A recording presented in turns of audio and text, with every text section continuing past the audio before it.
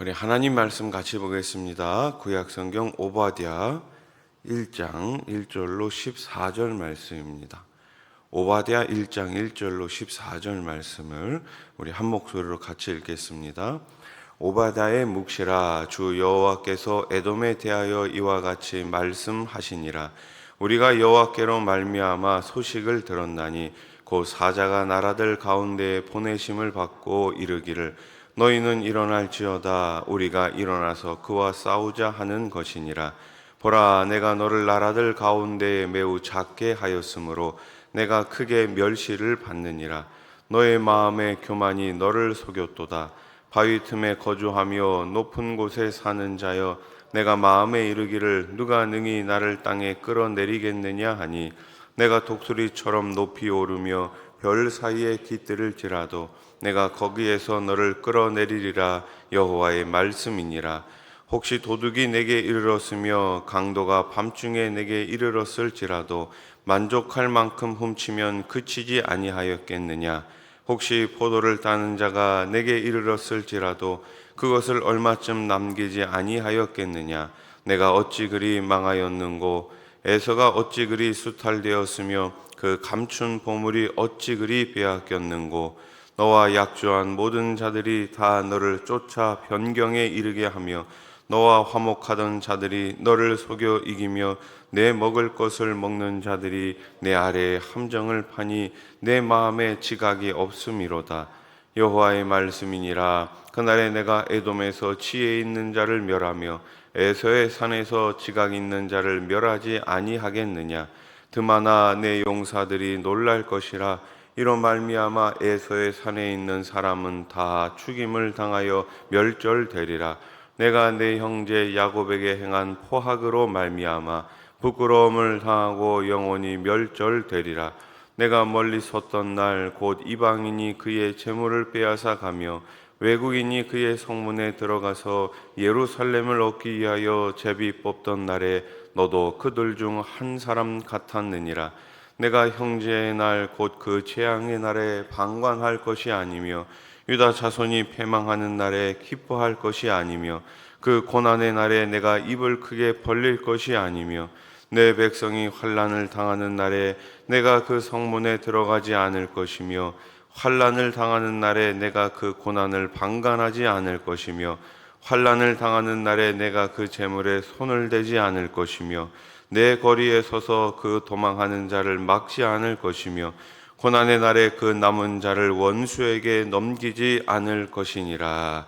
아멘. 에돔과 유다 사이에는 조상인 에서와 야곱 때부터 끊임없는 갈등과 싸움이 있어 왔죠. 그런데 이는 두 민족의 갈등에 국한된 것이 아닙니다. 하나님의 백성을 향한 공격은 하나님을 향한 도전이기에 하나님께서 마침내 심판하십니다. 오늘 우리가 읽은 오바댜는 바로 에서의 후손 에돔의 심판에 관한 말씀이에요. 하나님은 에돔을 심판하시기로 작정하십니다. 모든 나라와 민족은 그들이 하나님을 섬기는지 여부와 상관없이 하나님의 통치 아래에 있습니다. 지금도 모든 나라, 모든 민족은 다 하나님의 통치 아래에 있습니다. 하나님이 통치하신다는 것은 하나님께서 마침내 심판하신다는 뜻이에요. 하나님은 모든 나라와 민족의 창조주이시며 통치자이시기에 그들의 죄악을 심판하십니다. 먼저 하나님이 에돔을 심판하시는 첫 번째 이유는 그들의 교만 때문입니다. 그들은 하나님께 심판받아 본인들을 교만하게 만들었던 모든 자랑을 다 잃어버린 채 다른 나라와 민족에게 멸시를 받게 될 것입니다. 그들이 교만했던 첫 번째 이유는 그들이 가지고 있었던 땅이었어요. 3절 말씀을 다시 한번 보세요. 너의 마음의 교만이 너를 속였도다. 바위 틈에 거주하며 높은 곳에 사는 자여, 내가 마음에 이르기를 누가 능히 나를 땅에 끌어내리겠느냐 하니. 아멘. 자기들이 가지고 있는 땅이 너무나 완벽하기 때문에 그 어떤 나라, 그 어떤 민족도 우리를 해할 수 없다고 믿었습니다. 에돔은 지리적으로 암석과 바위산 가운데 위치한 천혜의 요새였어요. 그래서 어떤 대적도 자신들을 무너뜨릴 수 없다고 믿었습니다. 그러나 하나님은 교만한 자를 심판하시고 끌어내리시는 분이시지요. 4절 말씀, 내가 독수리처럼 높이 오르며 별 사이에 깃들을지라도 내가 거기에서 너를 끌어내리리라. 여호와의 말씀이니라. 아멘. 가끔 우리가 이제 구약의 선지서들을 읽다 보면은 여호와의 말씀이니라 이런 표현이 나와요. 어떤 의미입니까? 반드시 그대로 된다라는 것입니다. 하나님께서 하신 말씀은 반드시 성취됩니다. 그것은 그 누구도 변경시킬 수가 없지요. 에돔의 심판이 눈앞에 다가왔음을 우리가 알 수 있습니다. 두 번째, 에돔을 교만하게 했던 두 번째 근거는 경제적인 풍요였어요. 첫 번째는 땅 때문에 그들이 교만했고, 두 번째는 그들이 경제적으로 풍요로웠기 때문에 교만했습니다. 그들은 활발한 무역을 통해 상당한 부를 누렸어요. 그러나 그들은 모든 재물을 잃어버리게 될 것입니다. 최소한의 먹을 것조차도 남지 않을 것입니다. 하나님이 모든 것을 빼앗으시기 전에 우리도 역시 교만한 죄를 버려야 하는 거예요. 내가 가지고 있는 것이 나를 지켜주지 못합니다. 이 세상이 좋은 것, 이 세상이 사랑하는 그런 것들은 결코 우리를 마지막 날 지켜주지 못합니다. 하나님의 말씀만이, 그분의 은혜와 그분의 사랑만이 우리를 지키심을 꼭 믿으시기를 주님의 이름으로 축복합니다. 교만의 세 번째 근거는 무엇입니까? 주변 나라들과 맺은 조약이었습니다. 내가 어려움을 당하면 우리 주변에 있는 다른 나라, 다른 민족이 나를 도와줄 거야, 나를 지켜줄 거야. 그 조약 때문에 에돔은 교만에 빠진 것이었습니다. 하지만 심판 때가 되면 조약을 맺은 나라들이 더 이상 에돔과 함께하지 않을 거예요. 오히려 에돔을 속일 것이며 함정에 빠뜨려 더 큰 고통을 가하게 될 것입니다. 7절 말씀 우리 한번 같이 읽어봅시다. 시작. 너와 약조한 모든 자들이 다 너를 쫓아 변경에 이르게 하며 너와 화목하던 자들이 너를 속여 이기며 내 먹을 것을 먹는 자들이 내 아래에 함정을 파니 내 마음에 지각이 없음이로다. 아멘. 하나님의 심판은 이토록 가혹하고 전방위적입니다. 우리는 하나님의 통치 아래 겸허히 세상을 의지하는 것이 아니라 하나님만 섬겨야 하는 것입니다. 에돔이 지금까지 의지하고 자랑했던 모든 것, 그들이 교만할 수 있었던 근거들이 마침내 다 무너지게 될 것입니다. 심지어 그들이 자랑하는 지혜자와 군사마저 다 멸절을 당하게 됩니다. 9절 말씀, 드마나 내 용사들이 놀랄 것이라. 이로 말미암아 에서의 산에 있는 사람은 다 죽임을 당하여 멸절되리라. 아멘. 한 사람도 남지 않고 다 죽임을 당하고 망하게 되는 거예요.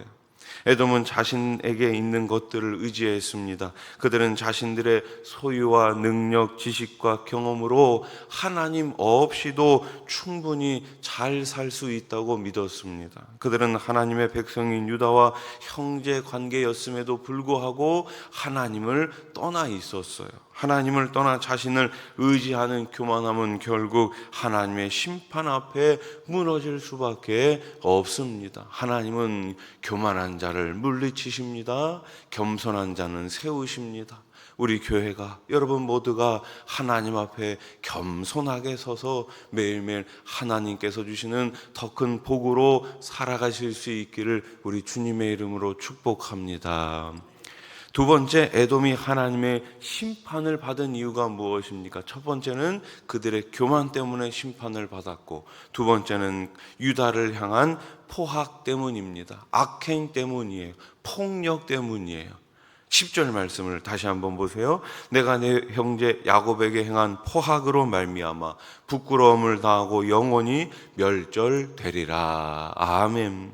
그들은 고통당하는 유다 사람들을 돌보지 않았습니다. 오히려 괴롭힘에 동조하는 악을 행했습니다. 유다가 아수르에 의해서, 바벨론에 의해서 지금 어려움을 겪고 있습니다. 나라가 망하게 되었습니다. 그럼에도 불구하고 그 형제였던 에돔은 유다를 돕지 않았습니다.